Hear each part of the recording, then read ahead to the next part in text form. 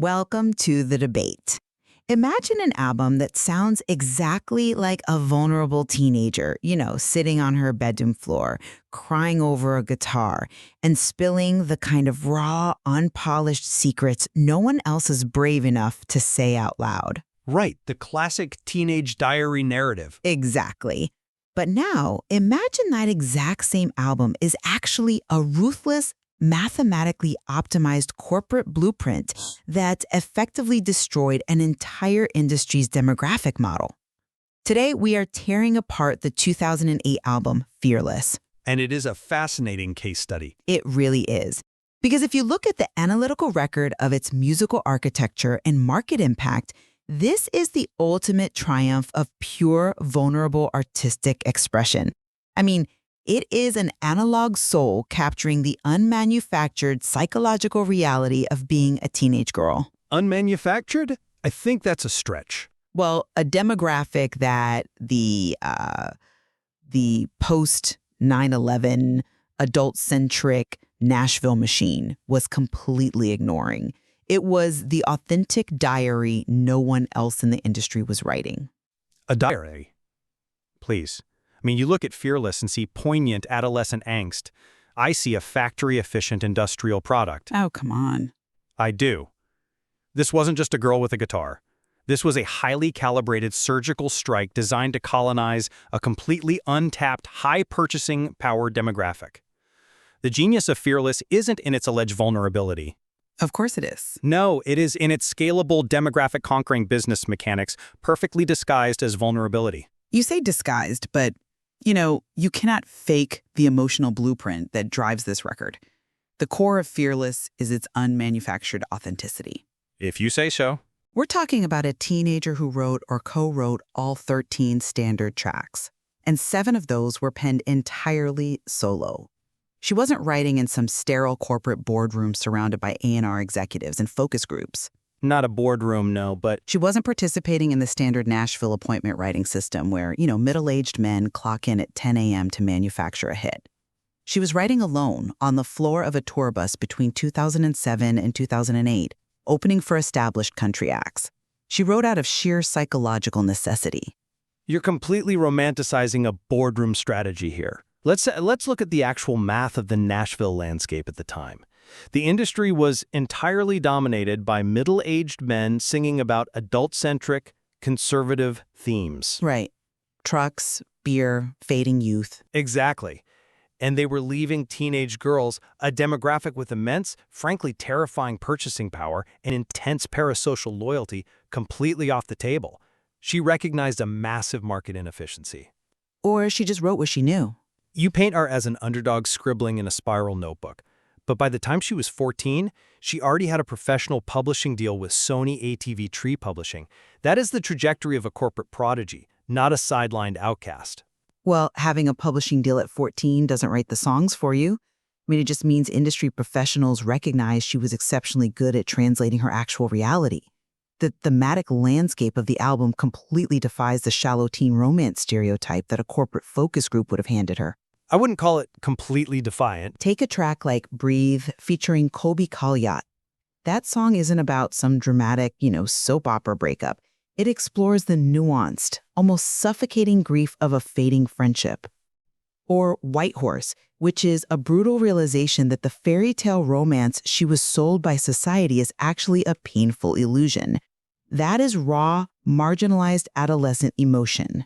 And you don't think bringing Colby Colliot onto that track was a calculated asset? No, I think it was a musical choice. Oh, please. Colliot was a massive MySpace pop star at the time.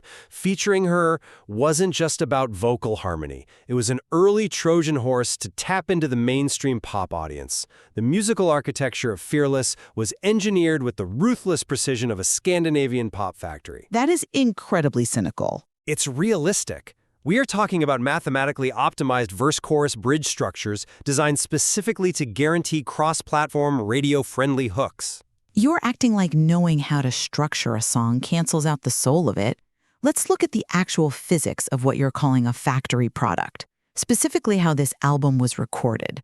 Have you looked at the demoitis phenomenon during these sessions? I am well aware of the studio lore, yes. It's not lore, it's documentation. When Big Machine Records tried to pair her with polished, veteran Nashville producers, the recordings lost their soul. She suffered from demoitis. A psychological attachment to the first draft. Right. She realized that putting her songs through the slick, multi-million-dollar studio machine with pitch correction and compressed session players completely stripped away the emotional resonance of her original rough acoustic tapes. So what did she do? She and the label intentionally hired an unknown producer, Nathan Chapman. They explicitly chose Shack Studio Magic over audiophile perfection. Shack Studio Magic. That is incredible PR. It's technical reality. I mean, they used a relatively modest Avant-Tone CV12 condenser mic through a Martech preamp. They recorded vocals and acoustic guitars onto a vintage 1979 analog tape machine, specifically to preserve the tape hiss and the saturation. Sure, but Chapman even used cheap $50 Shure SM57 dynamic microphones for the backing vocals. That is a deliberate, artistic rejection of corporate gloss. It's exactly like a painter deciding to frame a rough charcoal sketch because the smudges and imperfections hold more emotional truth than a polished oil painting. framing a $50 Shure microphone as some sort of grassroots rebellion is a masterpiece of public relations. But logically, it completely falls apart. How so? Because what you are describing isn't a rejection of corporate efficiency. It's the textbook definition of it. Let's unpack how that Shack Magic actually functioned. They utilized something called the CLASP system, the closed-loop analog signal processor. Which is what gave them the analog sound. It proves my point. No, it gave them the illusion of the analog sound while maintaining the ruthless speed of digital editing. Think of the CLASP system as a digital bridge. Okay. Imagine, you want the aesthetic of a vintage 1970s film camera, but you don't want to wait 3 weeks for the film to develop, and you want to be able to Photoshop the blemishes instantly. CLASP lets you run the vocal through a massive analog tape machine to capture the grit, the hiss, the soul as you call it. But the audio doesn't stay there. Right, it doesn't print. Exactly. It doesn't print to tape in a way that requires physical splicing.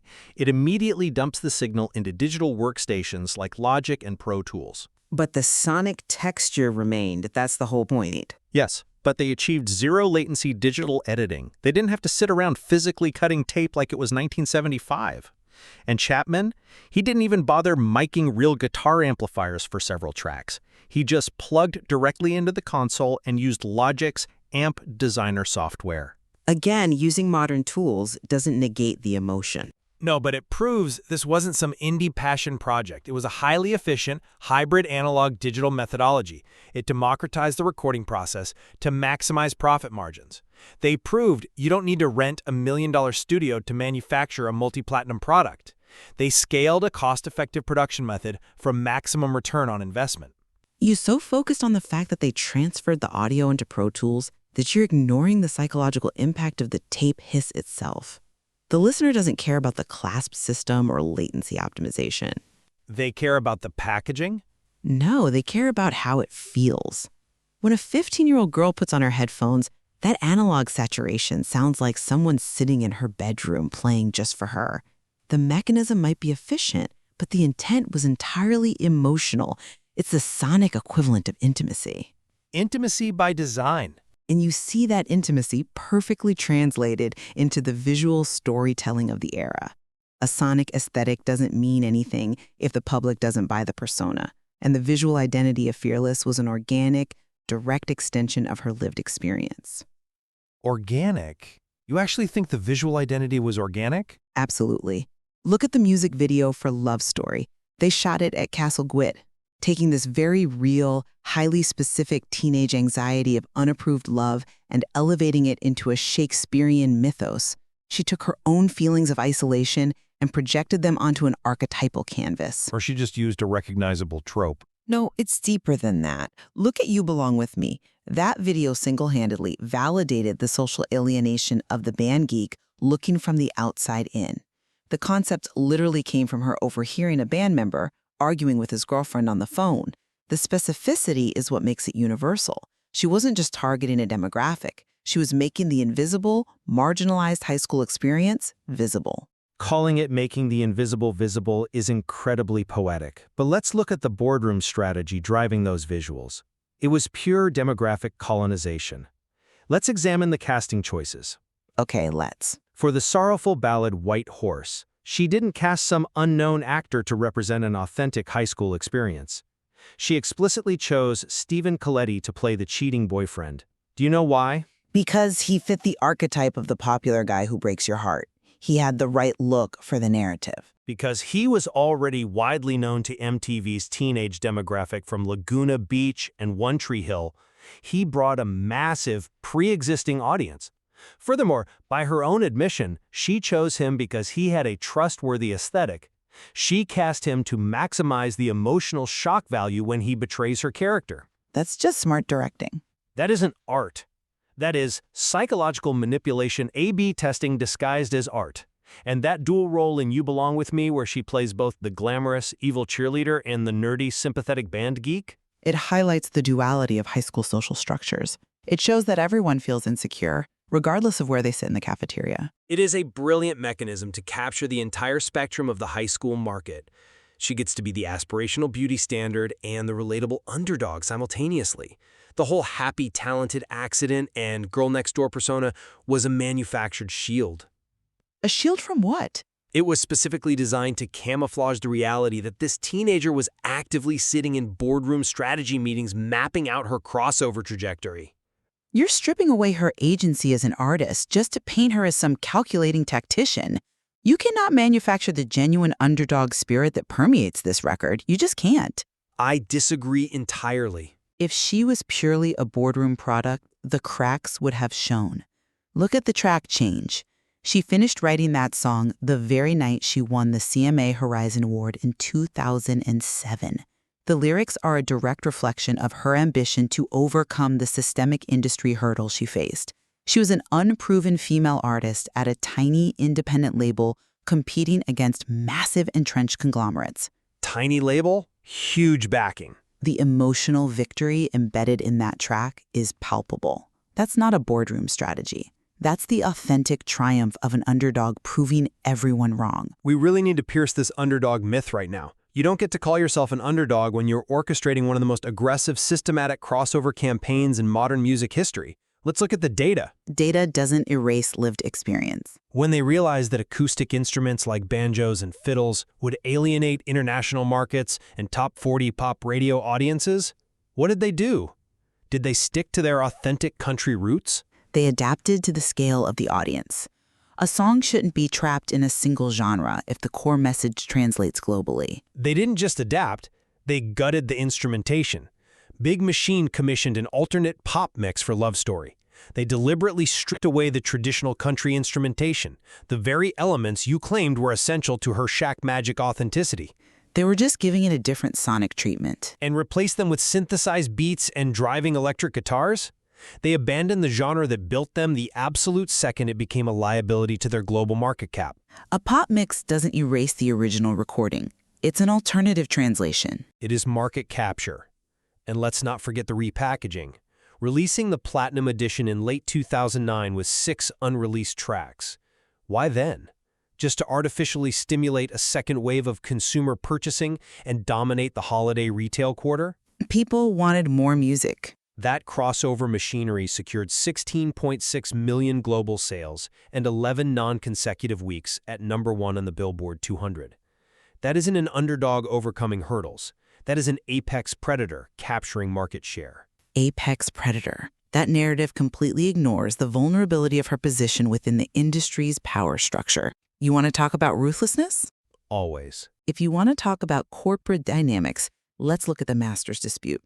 When her contract with Big Machine ended, the label was sold to Ithaca Holdings for $330 million. They handed the rights to her own life's work directly to Scooter Braun, a man she explicitly identified as a relentless manipulative bully. A standard industry transaction. The industry standard legally stripped her of her own voice. Her response? Fearless, Taylor's version. Which was a highly lucrative response. It was the ultimate defense of artistic integrity. She meticulously reverse-engineered her own passion project. She collaborated with Christopher Rowe to painstakingly recreate the acoustic, banjo, and fiddle harmonies of the 2008 standard tracks. And added plenty of new material to sell. She rescued 6 from the vault tracks that were discarded back in the day due to physical CD space limitations, bringing in modern collaborators like Jack Antonoff and Aaron Dessner. She reclaimed her soul from an industry that viewed her purely as an asset on a balance sheet. Reclaimed her soul? Calling a 27-track weaponized re-release an artistic crusade is brilliant marketing. But let's be entirely honest about what it really was. It was arguably the most ruthless industrial maneuver in modern music history. She didn't just record an album, she executed a corporate assassination. By re-recording the songs she wrote in her own bedroom? By utilizing her retained publishing rights as a legal weapon. Let's be precise about what reclaiming actually entailed in copyright law. There are 2 copyrights to a song: the master, which is the physical recording, and the publishing, which is the underlying composition. Right, she owned the lyrics and the melody. She owned the blueprint, but Shamrock and Ithaca owned the house. She couldn't legally buy the house back, so she used the blueprint to build an exact replica right next door. Then she leveraged her massive, parasocial fan base to essentially burn the old house to the ground. Because the fans recognized where the authentic value lived. They recognized the branding they were conditioned to defend. By releasing Taylor's version exactly 13 years later, she weaponized millennial nostalgia. She heavily expanded it to 27 tracks specifically to disincentivize streaming the original. The objective was entirely financial, to intentionally devalue the $330 million Shamrock and Ithaca asset. And she succeeded. And it worked flawlessly. It became the first re-recorded album to hit #1 on the Billboard 200. She secured 980,000 pure global sales in 2021 alone. She broke the Beatles' long-standing UK chart record by landing 3 #1 albums in just 259 days. Which is incredible. This wasn't an artistic reclamation. This was a monopolization of the market. She taught an entire generation of artists how to leverage intellectual property law to financially ruin their corporate adversaries. It is brilliant, yes, but is the absolute pinnacle of industrial calculation, not some starry-eyed artistic defense. You can frame it in the coldest, most economic terms possible, but your argument fundamentally collapses without the art. None of this, not the global crossover, not the 16.6 million sales, and certainly not the unprecedented success of the re-recordings. None of it works if the original emotional blueprint is hollow. It's all about the packaging. You can have all the CLASP systems, A/B-tested visual strategies, and pop mixes in the world, but the public does not fiercely defend a corporate product for over a decade. They don't burn down the old house for a factory line. They defend a friend. A parasocial friend. They defend the diary that made them feel seen when they were 15 years old. The mechanics you so deeply admire only functioned because the core of the album was the undeniable, unmanufactured truth of a marginalized teenage girl. Without the analog soul, the digital machinery grinds to a halt. And your argument completely ignores the harsh reality of the marketplace. The math simply doesn't work if the product is dead on arrival. Without the ruthless crossover marketing, without the CLASP system optimizations bridging the gap to digital perfection, without the synthesized pop mixes bypassing European radio filters, and without the strategic visual casting, well, that authentic diary would have remained regional Nashville trivia. I completely disagree. The emotional core is entirely irrelevant if the distribution mechanism isn't engineered to bypass the gatekeepers. The art didn't conquer the globe, the business architecture did. Yet here we are, looking at the exact same data and arriving at a complete stalemate. Regardless of whether it was the emotional authenticity or the structural manipulation, this album forever dismantled Nashville's middle-aged demographic monopoly. That is undeniably true. It proved that the teenage female experience was not some niche subculture to be condescended to, but a dominant cultural force worthy of critical analysis and massive commercial investment. On that, the data leaves no room for debate. The collision of her songwriting capability and her unprecedented structural manipulation altered the operational parameters of the industry. It created a foolproof paradigm. You look at the current landscape, artists like Olivia Rodrigo or Sabrina Carpenter, they are operating inside the exact architectural framework that Fearless built in 2008. It leaves us looking back at that 14-year-old girl arriving in Nashville. You see a girl sketching out a blueprint for an empire, while I see a girl writing a diary that accidentally changed the world. It begs the ultimate question when we look at the legacy of Fearless. Is art the master of commerce? Or is art merely commerce's most effective tool?